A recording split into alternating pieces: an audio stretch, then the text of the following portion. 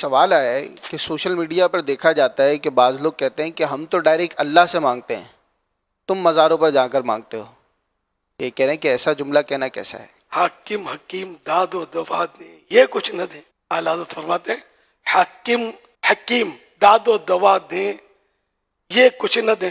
یعنی کہ حاکم جو ہے وہ فریاد سنتا ہے. ہمارے یہاں تو کراچی میں تو بڑا مسئلہ حل ہے یار. مددگار پولیس کے بورڈ دیکھے میں نے 15 نمبر، مددگار پولیس.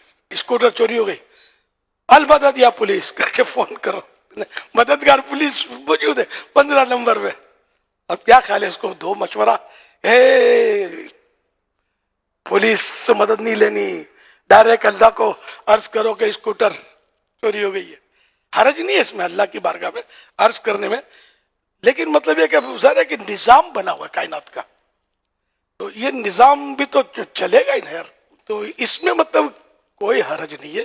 قرآن کریم میں ہے کہ جب سکندر ذوالقرنین نے وہ دیوار بنائی نا، سد سکندری مشہور ہے، لوگوں سے آپ نے فرمایا اعینونی بقوہ، میری طاقت کے ساتھ مدد کرو. اب انہیں سمجھاؤ جا کے کہ یہ کیا کر دیا آپ نے. یا اللہ سے عرض کرتے یا اللہ تو ہی دیوار بنا دے، ان کو کیوں کہتے ہو. تو یہ مطلب دنیا کے نظام ہے، عالم اسباب، ایک دوسرے سے مدد کے بغیر تو کچھ بھی نہیں ہوتا. اگر ماں دودھ نہ پلائے تو یوں ڈال دے، کیا خیال ہے بچے کا ہوگا کیا؟ جو ہوگا آپ سمجھتے ہیں.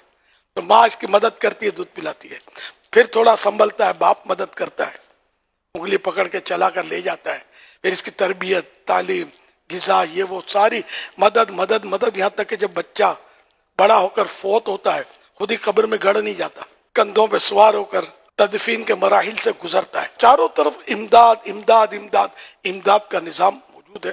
اور یہ سب اللہ پاک کی عطا سے اور اس کی مرضی سے ظاہر ہے کہ نظام بنے ہوئے. تو یہ غلط فہمی ہے کہ ڈائریکٹ اللہ سے، اور اس کے علاوہ اگر انڈائریکٹ یعنی کسی اور سے کہا میری مدد کرو تو کچھ کا کچھ ہو گیا. یعنی ویسے ہی کوئی بھی نہیں ہے پولیس کا، اور میں نے بولا نا یہ تو عقلی دلیل ہے، یہ بھی شیطان وسوسہ ڈالتا ہے.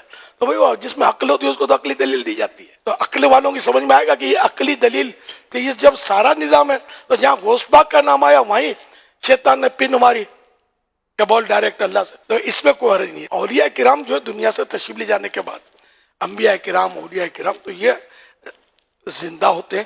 اس کی کئی نظیریں موجود ہیں، قرآن کی آیتیں موجود ہیں. ولا تقولوا لمن يقتل في سبيل الله اموات بل احیاء ولكن لا تشعرون، کہ جو اللہ کی راہ میں مارے جائیں، شہید ہو جائیں، ان کو مردہ نہ کہو بلکہ وہ زندہ ہیں لیکن تمہیں شعور نہیں ہے.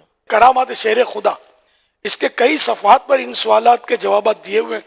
آپ پڑھیں انشاءاللہ آپ کے وسوسے ختم ہو جائیں گے کہ ظاہری زندہ سے بھی مانگی جا سکتی ہے، دنیا سے جو رخصت ہو چکے اولیاء کرام، انبیاء کرام، ان سے بھی مانگی جا سکتی ہے مدد. اس کی بالکل روایتیں موجود ہیں اور حدیثیں موجود ہیں.